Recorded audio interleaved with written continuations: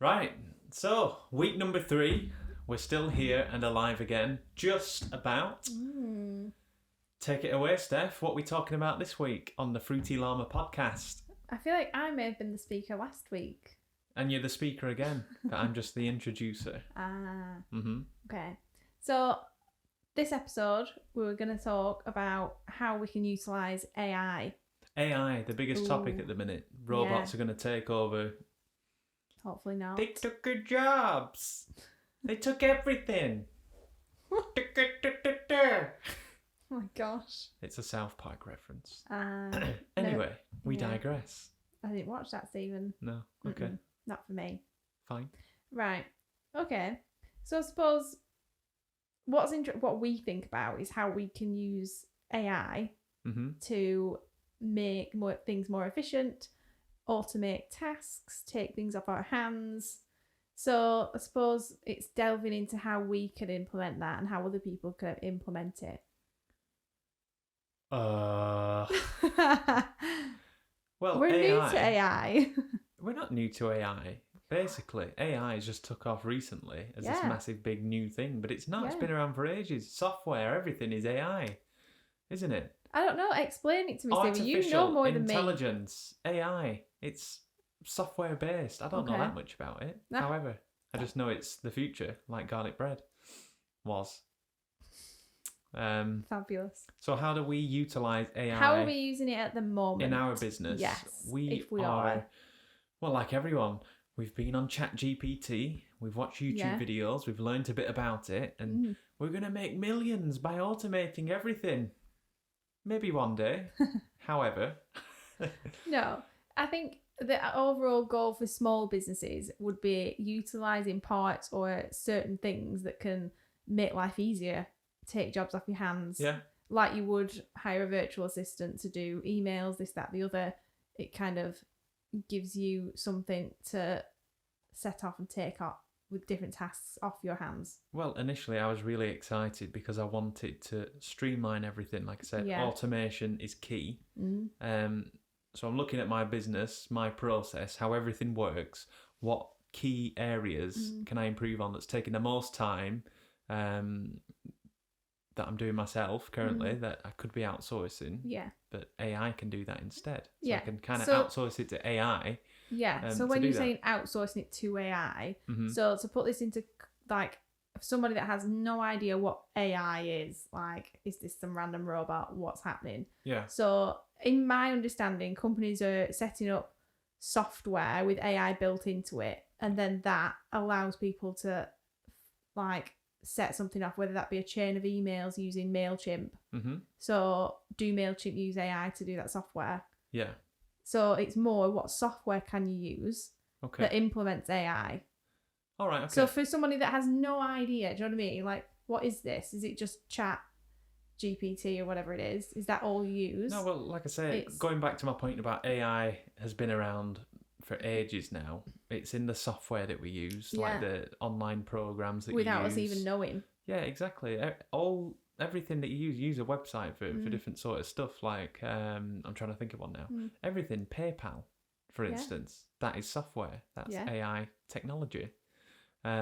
It's making things quicker. It's streamlining things. Whereas normally, back in the day, you used to just go to a bank physically. You'd go in, wouldn't you? Now everything's online transactions using code, technology, AI. So there is a lot of technology out there at the minute. For example, something called Zapier. Now that is like a program that runs on the facts. If this happens, or if you do this, then this happens. For example, if somebody contacts you on your website, you can set something then what happens next. So somebody's contacted you on a website. They've clicked your contact form. Okay, I want that now to automatically send them an email, introductory email, for example, something. Then those contact details can be set to go to a lead generation sales system, a CRM, like Pipedrive or Salesforce or something like that, automatically. Yeah. So you've not had to do anything. Just set this up in this and program. then it sets off a chain of reaction. It's like a chain event. Dominoes, without you having to every time do each part and also motivate each part to go. Yeah, so like the butterfly effect. Like one thing's happening, it's caused this big ripple of everything that follows that you've put in place. So it isn't just for big companies. Like small independent people could use this essentially, whether you're big one corporations, person, small or businesses, hundreds. startups, whatever whatever. Yeah. Which is interesting because I think when you think about things, unless you fully understand what it is that you're using, so in my head, AI related straight to just that chat GPT, you ask it questions, it can be your manager, it can be all that stuff, and I'm like, okay, but how's that going to help me? Yeah, because I'm constantly having to ask it something to do to help me along with something. Yeah. It's more than that. It's set within software that people are building for each element and of businesses. Yeah, now it's already growing so quick, this chat GPT. You can already get apps and Google Chrome extensions where chat GPT then is within a program like Google Sheets. So you can integrate it with that and then work through Google Sheets for it to generate formulas, answers to questions, etc., etc. The list goes on. It's crazy. Yeah, we need to know more about this, Stephen. Yeah, I mean, and I don't know a lot. We're all very I'll new. admit, I'm very new to it myself, and I'm no expert. It's just what I've learned myself. But trying to explain that to people is a different story. Yeah, it is. But also, it's more about we're trying to explore. We're experimenting ourselves. How it's going to help us, how we can use different things. Like you said, that is Zapier. Yeah. That's something we want to use. We're not currently using it, but that's what we're looking into at the minute, isn't it? To try and set off that chain reaction to help us manage our business and day-to-day tasks. Yeah.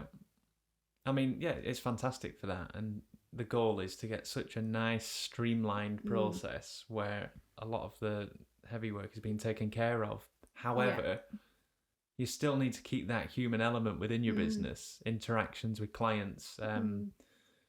You can't lose that because people appreciate that. And that's what we're all about. We're all about that. So I don't want to take that element away from it. Yeah. I'm just talking the boring, menial, the back end process, day-to-day tasks that take you away from your clients. Exactly.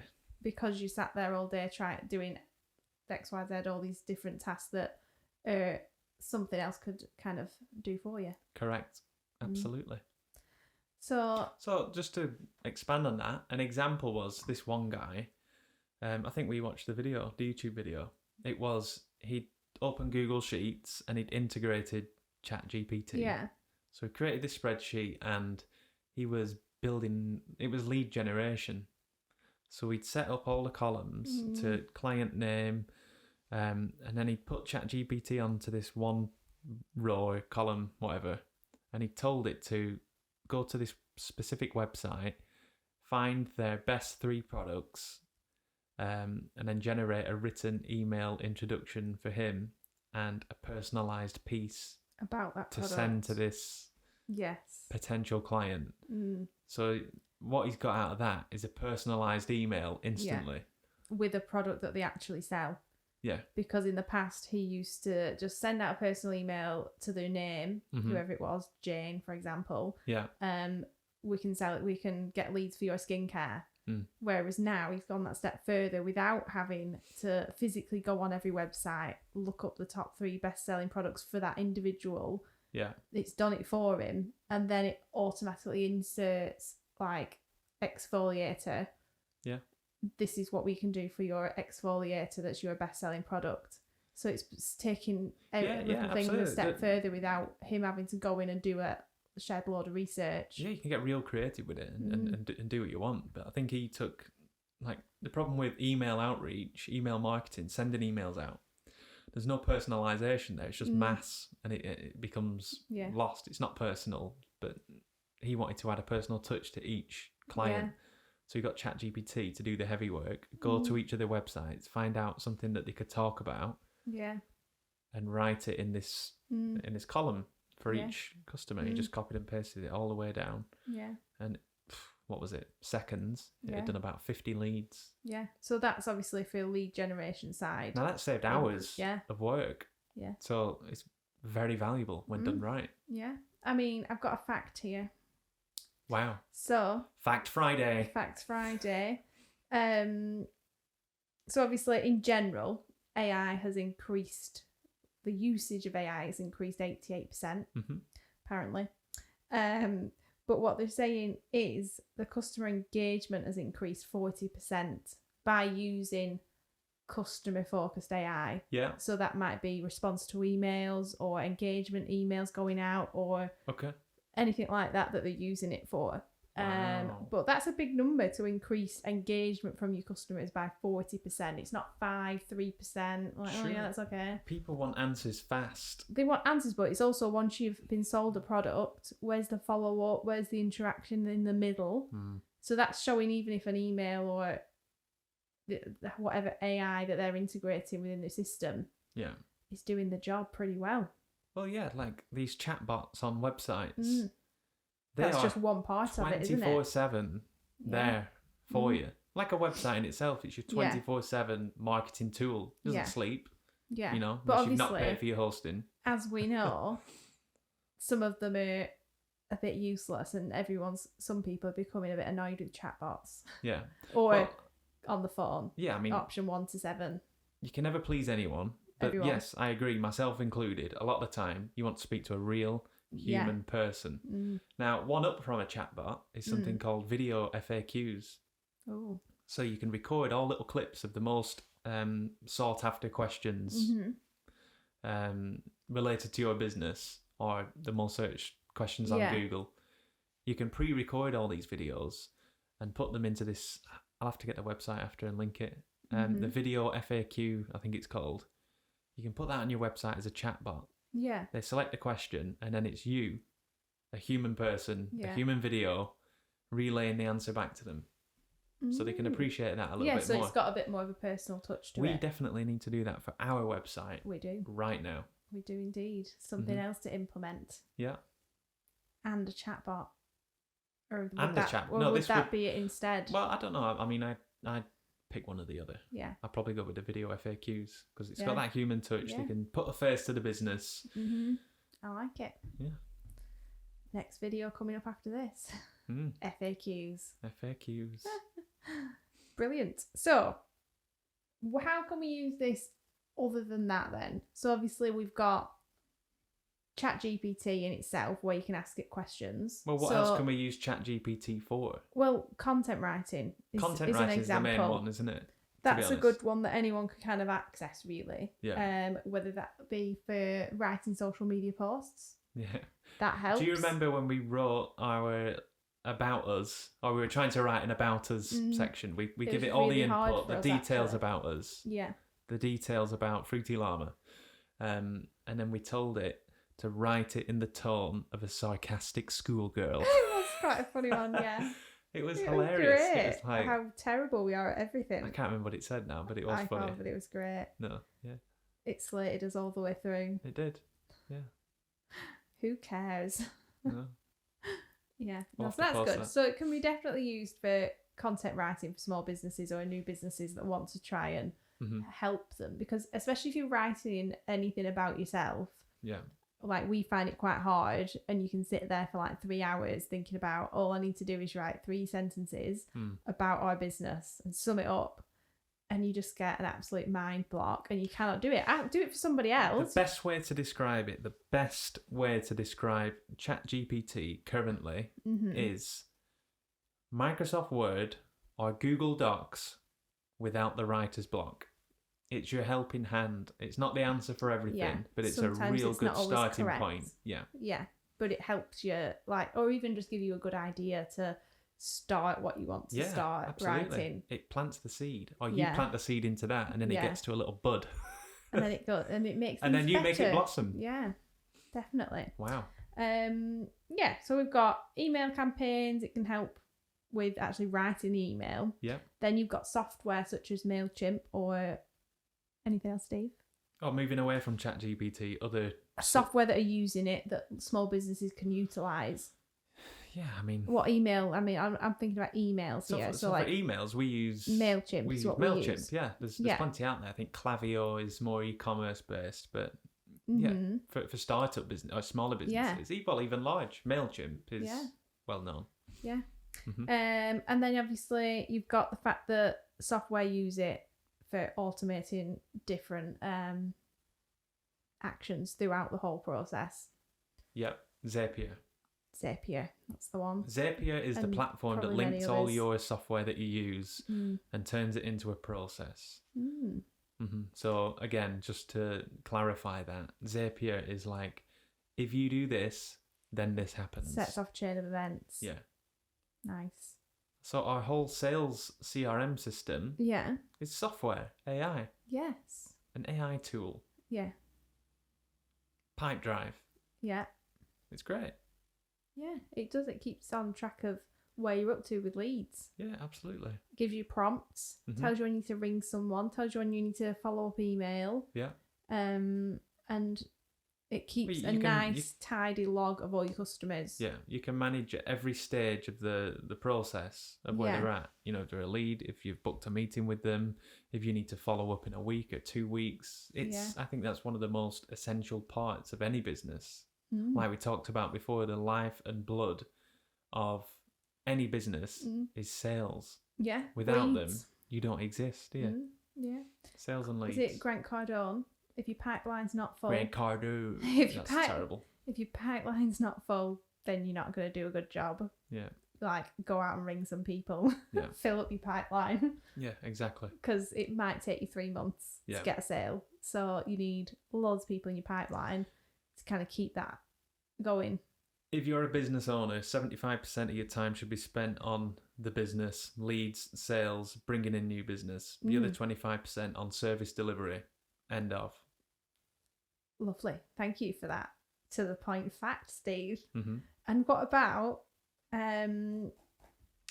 prioritizing your tasks? So this is does come into this AI conversation of trying to move the tasks that can be prioritized by such other systems to do it for you, so that you can prioritize that 75% of your time on tasks that are bringing in the cash flow. Yeah. So like, it's going to bring you money in.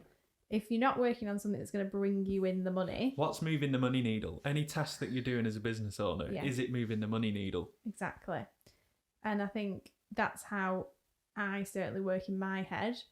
I like to remind you all the time, Steve. Are you moving the money needle? I don't know. And you're like, days are we Photoshop editing or something just because I like it. Exactly. But yeah, is it moving the money needle? Probably not at this moment in time. Maybe in the bigger picture, because this picture is going to look good. Literally. But could I be doing something else right now that is bringing in new business for myself? Exactly. And more often than not, the answer is yes. I could be on the phone. I could be speaking to someone. Trying to bring in new business. Yeah. And that's the key. Yeah. Because we can always come back round and do all these extra bits that can't be done during the hours of 9 to 5 Monday to Friday. 9 to 5? What is that? I nearly said Monday to that? Wednesday. What was 9 to 5? I used to enjoy those days. No, really? I think now it's 9 to 9. Exactly, yeah. To 9 to 9. To 9 to 9. All day long. Yeah.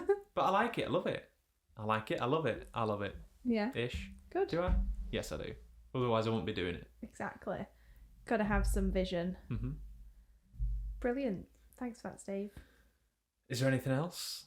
No. On the AI software topic? I feel that we are only on the very edge of using AI ourselves. And it's something that we already know. We need to implement it more. Yeah. To be able to give better customer service, better flow and process, like make sure every point gets hit for every customer and it's as good as we can possibly do it, because there's only so much we can do because we are small staff business. So we can utilize it a lot more than we do. So that's something that we are going to get on with, Steve. Okay. So that we can spend more time on lead generation and sales. Sure.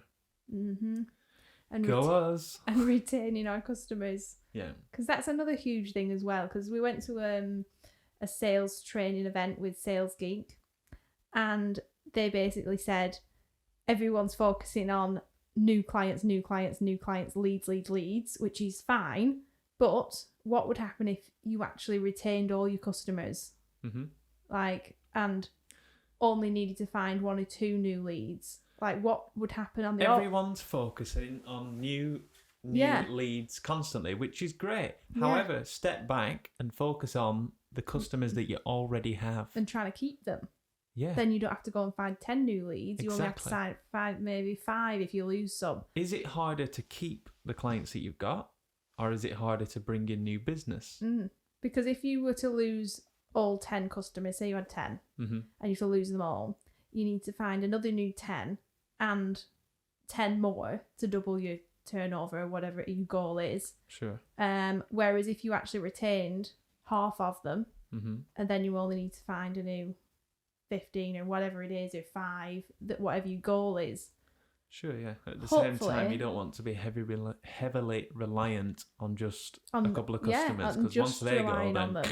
Yeah, but the idea is creating the great customer satisfaction and retention is as important as new leads. Lead generation then. Seeing as we're talking about leads, what do we do for lead generation? So those things that get pushed through your door, the directories that automatically normally get crumpled up and then just maybe thrown in the bin. You or flick left through on your windowsill for 3 months. You flick through the first or second page and then it's gone. Boom. It's in with the leftover spaghetti in the bin. What you should do is take those, if you're a small local business owner, flick through them, depending on your service, what you're offering. For example, if you're a website designer, pick up the local directories that get pushed through, flick through the pages. These are all potential leads. Yeah, definitely. Look at the website. Is it good? Okay. Is it bad? Probably. There's a lot of bad websites out there. That's why we do what we do. Nice. We're the answer to the bad website. Indeed. We come in there, we sort it out. We give it a spring clean and leave it looking like a hot summer's day. Yeah. So that's one way of getting leads, Steve. Yeah. But if you're not just going to rely on the monthly magazine that comes through your front door... That was a lead tip. That was a lead tip. So how do you get leads then, Stephen? By picking up the phone, going to Google Maps, seeing what the hell's around me. Yes, discovering your own town. Discovering everything that's around your local town first. Yeah. People want to rule the world. They're looking in Japan and they're just a small startup business. There's so much going on in any local area. Yeah. We live in a small town, Darwin. Nobody's over heard of Darwin. Over 1,000 businesses There's in over Darwin, 1,000 Steve. businesses in Darwin. There is. It's crazy. Come on, sort it out. So, local is key. Yeah. Crack Especially local and then expand. Then expand. If you want to. You might not want to. No. Big scary world out there. Oh. Anything else? Yeah. How else are you going to get your leads? So, you've been more like... The most consistent, successful kind of lead generation you've had is literally cold calling. For me, cold calling worked, and I was absolutely terrified about picking up the phone and just never done it before. Ringing someone I'd never spoke to and trying to sell them something. Yeah. Or trying to sell them a service where I know could benefit this particular person. Yeah. It was terrifying. Yeah. But I did it, and I did it every single day. Yeah. Without fail. And it started to pay off. Well, to be fair, I think you ended up getting... The goal that other people set is to make 100 phone calls. Then you might get 10 meetings out of that 100 phone calls. Yeah. And then one person may actually turn up to the meeting and like... Yeah, so the conversion rate is like over 100 calls. It was what? 10% are going to be meetings. Less, yeah. And then maybe 1%. One of those 10 are going to turn into a sale. Yes. Obviously, depending on your service and what you're selling. Yeah. But I'm specifically talking about our service as web design and social media ads at the time. Yeah, but like your success was way more than that. Your goal was really minimal. You did 10 calls a day because obviously you had other stuff to do as well. Yeah. So your goal was I'm going to ring 10 a day. And even when you had a really, really shocker and you were on like call 9, within that 10 calls, you always got a meeting. Yeah. Every time. And that's only 10 phone calls. Like some pros would be able to make 10 phone calls in like 15, 20 minutes. Yeah. Like, it is very doable to say, right, I'm going to ring 10 local businesses and see if I can get a meeting to discuss my services with them. But I think the key was I did my research on these companies. I didn't just get the number and ring, do you want this? See you later. I looked and diagnosed if they had a problem first, or if I could see something that I could help them with. Great. I know I can help these guys. Pick up the phone, ring, then ask them about it. Don't just try and sell them something instantly. You're like a doctor. You need to diagnose the problem, then prescribe the right medicine. Well, it's like us. We get loads of emails. We can do your SEO. Well, hello, that's what we were doing at one point. Yeah. Or we can give you a website. That's what we do. Yeah, they've not done the research. It's just a mass marketing, which nobody appreciates. Back to the human touch. You want that human element, personalisation. Yeah. So it's a fine line then between using AI to assist you and also having the personalised input. A very fine line. So AI is very useful, like I say, when used right. Yeah. But don't lose the human touch. Yeah. I think that's a good way to end. Oh, yeah. Short and sweet. FruityLlama.com is not the website. Go to FruityLllama. We'll cut this bit out. Try again. Right. FruityLllama.co.uk. Thanks for listening. Bye.